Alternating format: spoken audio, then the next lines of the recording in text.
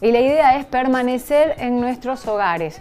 Estamos atentos a lo que disponga el Gobierno Nacional, que en horas de la tarde va a reunirse con los gobernadores de todas las provincias para ver, analizar lo que se comenzó a analizar en el día de ayer con diputados, la posibilidad de la cuarentena a nivel nacional.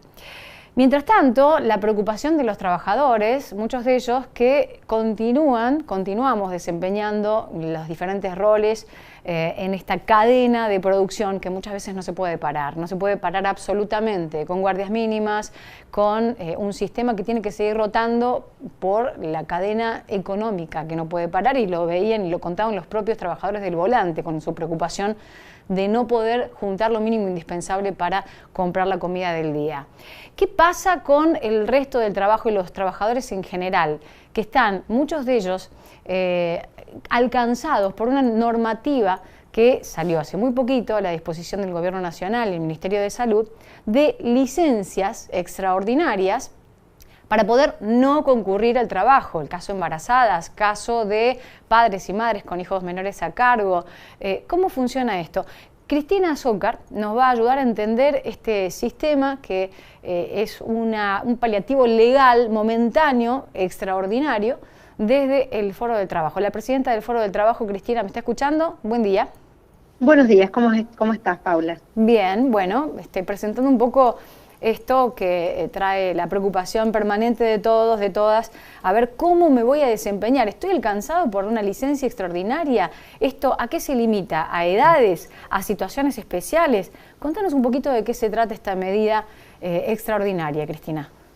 Sí, mira, nosotros estamos analizando desde el foro hace tiempo ya todas estas medidas que se vienen tomando, y en relación a las licencias especiales que se otorgan en diferentes situaciones, tenemos un decreto que las regula, que es el decreto 260 en su artículo 7, que establece claramente quiénes son aquellos a los que alcanzan estas medidas.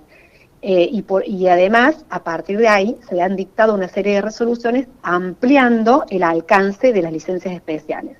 ¿A quiénes alcanzan, para tener en cuenta? Bueno, primero, aquellos que hayan viajado a las zonas afectadas, ¿no? Las zonas afectadas, como sabemos y estamos viendo todos los días en las noticias, se van ampliando cada vez más. Entonces, quienes han viajado a las zonas afectadas deben hacer necesariamente la cuarentena por 14 días corridos.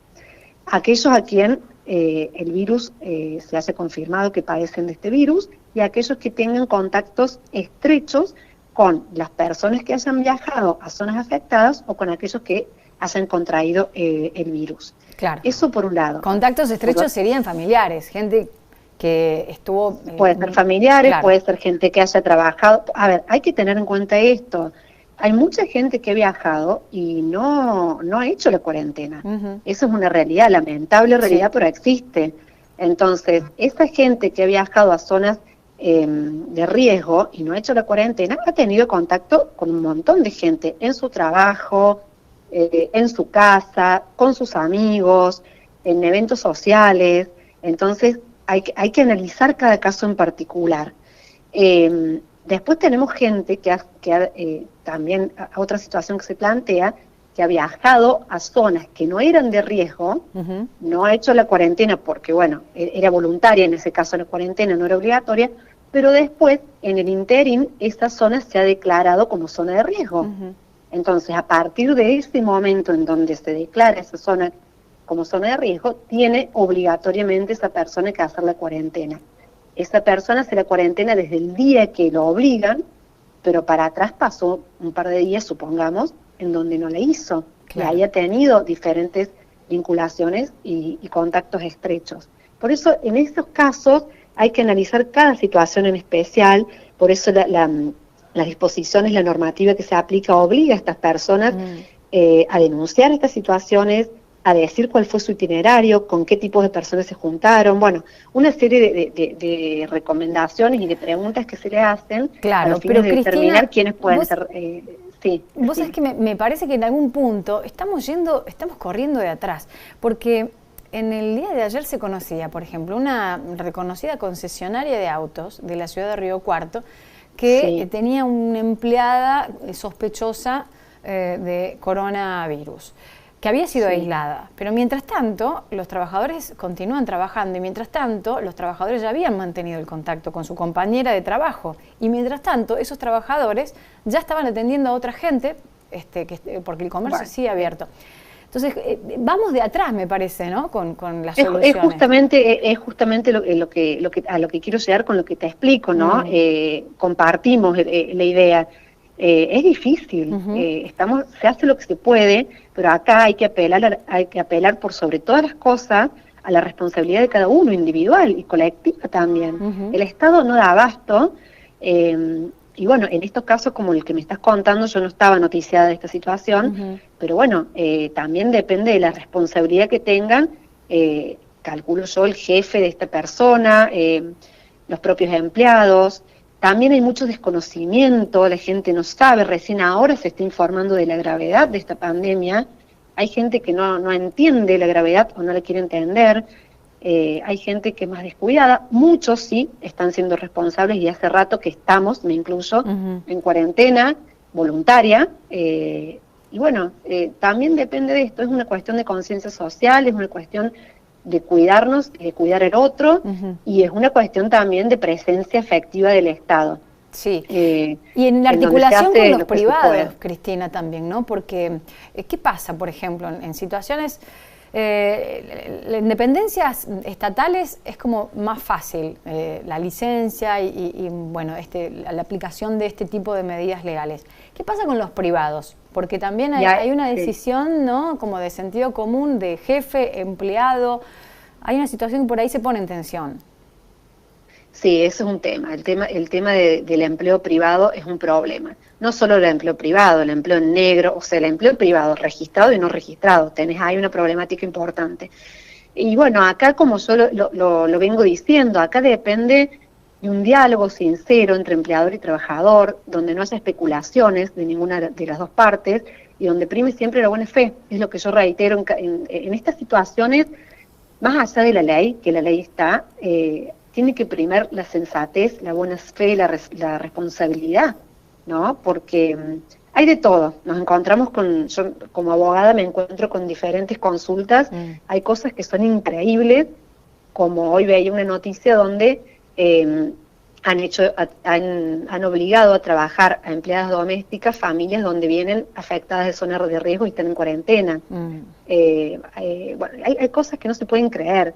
Entonces, bueno, también es cierto que hay un problema muy grave que tiene que ver con la productividad de los empresarios, en donde de repente con esta situación de licencias especiales tienen un ausentismo de la mitad de su personal, pero a la vez tienen que pagarle los sueldos al 100%, tienen las cargas impositivas, o sea, es como un círculo vicioso que bueno, veremos el Estado qué políticas aplica, más allá de las que ya aplicó, claro, que no alcanzan, no van a alcanzar, porque esto me parece que viene para rato, no sé si nos vamos a quedar, ojalá nos quedemos en estos 14 días y se termine, pero me parece que y además, no va a ser así. ¿Cómo discriminar? Porque recién mencionabas algunas medidas por parte del Estado Nacional, desgravar, o sacar las cargas sociales con algunas empresas que teóricamente son las más afectadas con esto, pero la rueda es tan grande que inevitablemente todas las empresas y todos los rubros se están viendo afectados. Entonces, ¿cómo discriminar a qué empresa eximirla de las cargas sociales de sus empleados?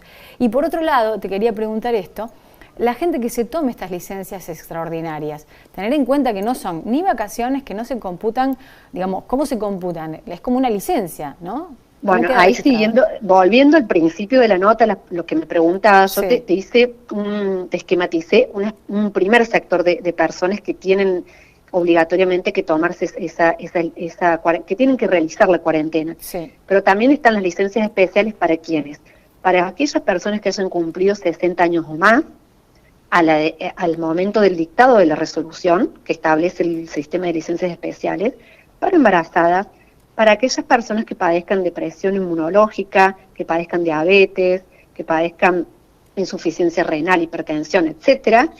Ahora se ha ampliado recientemente esta licencia también para mamás o papás que tengan, trabajadoras o trabajadores que tengan hijos a cargo o hijos con edad escolar, que todos sabemos que solo uno puede tomarse la licencia. Y este esquema de licencias va variando día a día dependiendo de cómo va avanzando esta epidemia. ¿Qué pasa con estas licencias? ¿Se las pueden tomar? Sí. Estas personas gozan de esta licencia, tienen que informar cuál es la modalidad, tienen que informar al empleador que van a hacer uso de esa licencia especial, la cantidad de días, supongo que la mayoría lo toma por los 14 días, exceptuando aquellos papás que elijan tomarse 7 días uno y 7 días el otro. Hay que ver también el empleador qué posibilidad tiene de dar las licencias de esa manera. Y una vez que se comunica al empleador esta situación, el empleador está obligado a otorgar esas licencias, porque son legales y está obligado a pagarle el 100% de sus remuneraciones.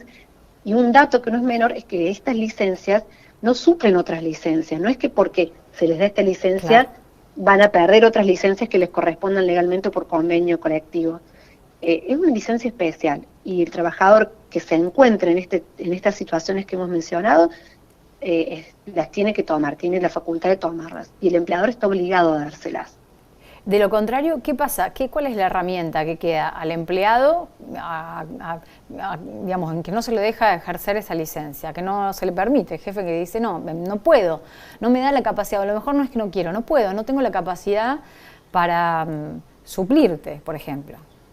No, bueno, el empleado la licencia, si está en esta situación y la quiere tomar, se la toma a la licencia. Después veremos qué pasa en esa situación especial, qué hace el empleador. Si lo suspende, bueno, tendrá el empleado que recurrir a esa suspensión porque es ilegal y bueno, y defenderse. La idea es no llegar a estos extremos, ¿no? Y la idea también, que es muy importante, porque esto se habla, ¿no? Yo siempre apelo al diálogo sincero.